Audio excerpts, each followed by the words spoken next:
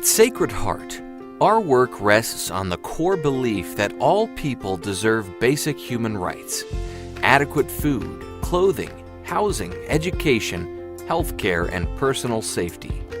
To promote these rights, we must build strong communities, celebrate and learn together, and stand together against threats to our well-being. As extremists from the far right begin to take power in the executive, legislative, and judicial branches of government, many of our loved ones' basic civil and human rights are being threatened, creating a sense of urgency among us to get more involved and to do something to protect our community. President Trump and his allies have threatened to deport all undocumented people, create a mandatory Muslim registry, eliminate women's rights to choose what happens with their bodies, repeal the Affordable Care Act, and reinstate the stop and frisk policy. These threats challenge basic civil and human rights, but also disproportionately affect poor people and people of color. If we are not directly at risk by this, we need to show up as an ally in solidarity with those who are affected. What does this mean, and how do we do this? His Holiness Tenzin Gyatso, 14th Dalai Lama, said in 1992, "It is not enough to be compassionate. You must act." To act is a verb. In order to be an ally, one must get more involved, must do something, must act. Sometimes we either call ourselves or others an ally and use the term as an identity. Allyship is not an identity, nor is solidarity. We cannot wear these terms as a badge because being an ally in solidarity is a practice. It is ongoing and it takes work. Being an ally means you are continuously working in solidarity. In community organizing, we often talk about the importance of intentional relationships. These relationships help build unity and power. It is through relationships that we are invited to be in solidarity.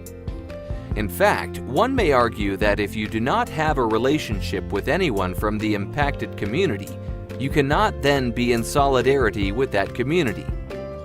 One of the most important ways of showing up in solidarity is listening to the needs of the impacted community. In community action work, these impacted should always be centered and leading the conversations and actions. Relationships are at the very core of this work. So, if we are showing up in solidarity for an impacted group, we must hold ourselves accountable to that group. Accountability is built through intentional relationships and working together. If we're holding ourselves accountable, and we see someone or a group being attacked verbally or physically, it is still our duty to show up as an ally in solidarity for that person or group. There are different levels of being in solidarity, and people enter in many different ways. For some people, they have been having conversations and are ready to take action. For some, they have started taking action and want to do more. Others may just be learning and starting to engage in dialogue. The most important thing is to meet people where they are at.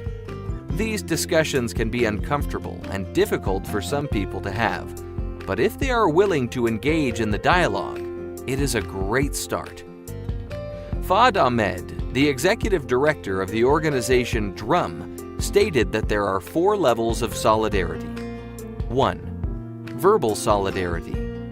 This is a proclamation that can be used to raise awareness. A good example of this is posting and sharing articles or statuses on Facebook. Another example could be engaging in conversations with people about solidarity. 2. Transactional solidarity. This level of solidarity has an action component to it, as well as the verbal proclamation. These actions can include, but are not limited to, rallies, marches, press conferences, and donating money. They help raise consciousness, but also help begin to form relationships. 3. Manifested solidarity. This level of solidarity also has an action component to it. but includes a person putting themselves in a difficult situation on behalf of another group. This could look like receiving hateful talk or putting yourself on the line in civil disobedience. Manifested solidarity is taking violence, whether physical or verbal, on behalf of the marginalized group. This behavior interrupts the mainstream narrative and is incredibly important. 4. Transformational solidarity. This is similar to level 3, manifested solidarity, except that in transformational solidarity, one group of oppressed people collectively decide to stand up for another marginalized group. This level involves the collective action component as well as personal willingness to get involved in a difficult situation on behalf of another group. There are many ways of getting involved that include, but are not limited to, researching to learn more about organizations who are doing solidarity work. Volunteer at these organizations. Sign up to be on their contact list. Most organizations send out information about different ways you can get involved. Organize a community action meeting or event where you live. If you want to do this, make sure you are in conversation with the people and organizations already doing this work. Time can sometimes be a roadblock to getting more involved. If you cannot donate time, consider donating money, or do both. Make sure the organization you are donating to is explicit about the work they do around solidarity. Do research and learn about how people show up in solidarity. You can even do this in a small group. Invite friends over to have these important conversations.